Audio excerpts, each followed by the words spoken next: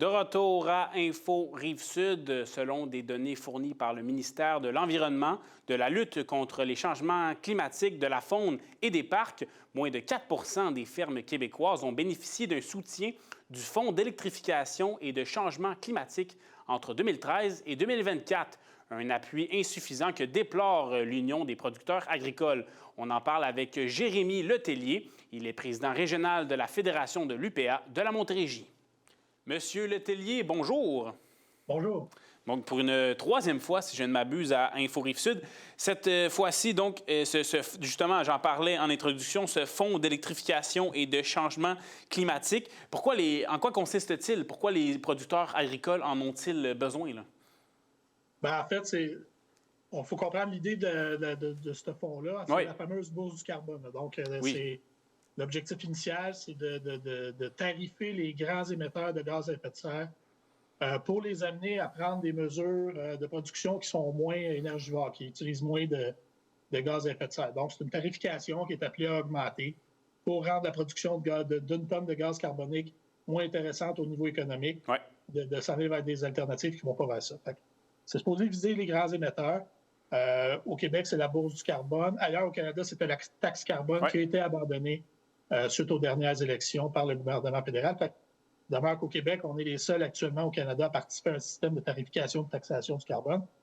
C'est supposé affecter les grands émetteurs. Donc, on parle des raffineries, on parle des pétrolières, on parle des grands émetteurs industriels. Mais ce que ces entreprises de font, c'est qu'ils redistribuent la facture à leur clientèle, notamment le secteur agricole, donc les producteurs agricoles au Québec.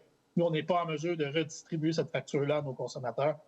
Donc, par rapport à nos acolytes des autres provinces et des autres États américains, ça devient ni plus ni moins qu'une taxe. Le principe de tout ça qu'il faut comprendre aussi, c'est que c'est de l'argent qui est supposé revenir dans le secteur. Donc, on paye $1 de tarification. Ça est supposé recevoir $1 en termes de programmes ou d'initiatives qui seraient mises au point pour améliorer notre bilan carbone. Mais dans plusieurs secteurs d'activité en agriculture, c'est impossible. Si on pense, par exemple, à la production de grains en Montérégie, au niveau du séchage du maïs, au niveau du diesel qu'on a dans nos tracteurs, il n'y aura pas d'alternative à court terme pour remplacer ça. Puis, fait que l'argent ne revient pas dans le secteur agricole. Il y a eu 485 millions de dollars qui ont été payés par le secteur agricole au cours des 10 dernières années. Il y en a une fraction de tout ça qui est revenu au secteur agricole. Il y a juste 4 des entreprises agricoles qui ont pu toucher des sommes de ça. Fait que ça devient une taxe, tout simplement, à la production des producteurs agricoles. C'est ça, et ce soutien financier doit servir à ces pertes d'argent, à cet argent qui ne revient pas, comme vous le dites, dans le domaine. Et bien, vous ne l'avez pas seulement 4 cet argent-là. Est-ce que ça inclut également les producteurs agricoles de la Montérégie? Est-ce que ce problème-là s'adresse aussi dans notre région, là? Oui, beaucoup à Montérégie, mais dans le fond, tous les producteurs agricoles du Québec, dès que tu as un tracteur, dès que tu mets du diesel dans ton tracteur, tu as un désavantage concurrentiel par rapport à ce qui se passe dans les autres provinces parce que tu payes une tarification carbone. Mais c'est sûr que si, par exemple, tu es un producteur de grains avec un séchoir à maïs, si tu es un producteur porcin ou un producteur en serre qui utilise du propane ou du gaz naturel pour chauffer ton bâtiment, tu as ce même désavantage concurrentiel-là. Donc, ça touche à beaucoup de secteurs de production, puis ça touche à pratiquement l'ensemble des producteurs agricoles du Québec. Et est-ce que ça finit par avoir un impact sur les consommateurs, sur le prix des aliments à l'épicerie, par exemple? Non, c'est ça. On n'est pas en mesure de redistribuer cette facture-là. C'est ça qui fait que, dans le fond, pour nous, c'est devenu une ponction qui n'est pas équitable et qui n'est pas acceptable pour nos producteurs aussi, surtout dans un contexte actuel comme celui actuel où les marges bénéficiaires sont extrêmement minces, de devoir payer cette taxe-là qui vient nous désavantager par rapport à ce qui se passe ailleurs, c'est plus explicable, c'est plus justifiable non plus.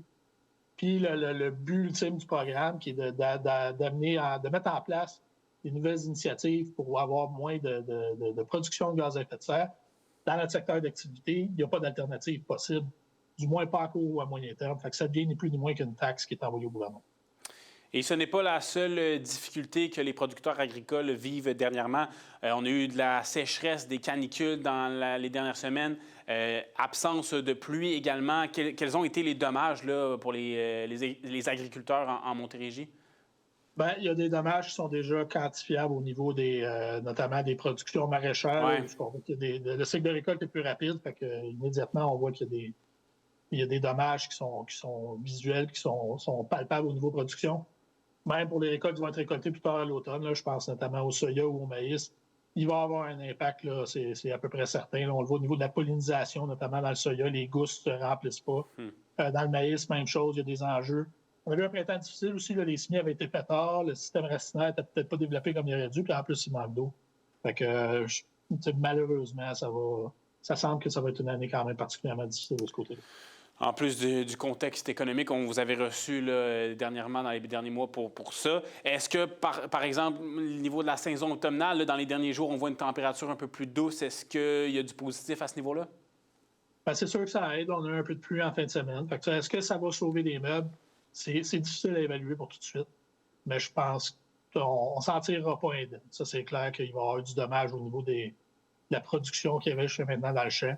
Est-ce qu'on va pouvoir sauver les meubles avec la température qui est plus clémente et avec un petit peu plus de précipitations? C'est ce qu'on espère actuellement pour au moins passer à travers de cette année-là. Mais on vous souhaite le meilleur, M. Letellier, également aux producteurs agricoles de la Montérégie. Jérémy Letellier, vous êtes président régional de la Fédération de l'UPA de la Montérégie. Merci beaucoup. Merci à vous. Merci pour l'invitation. Au plaisir. C'est ce qui conclut l'émission. Je vous invite à consulter plus de contenu sur nos réseaux sociaux ou sur le site web de TVRS, le tvrs.ca. C'était Info Rive-Sud. À la prochaine.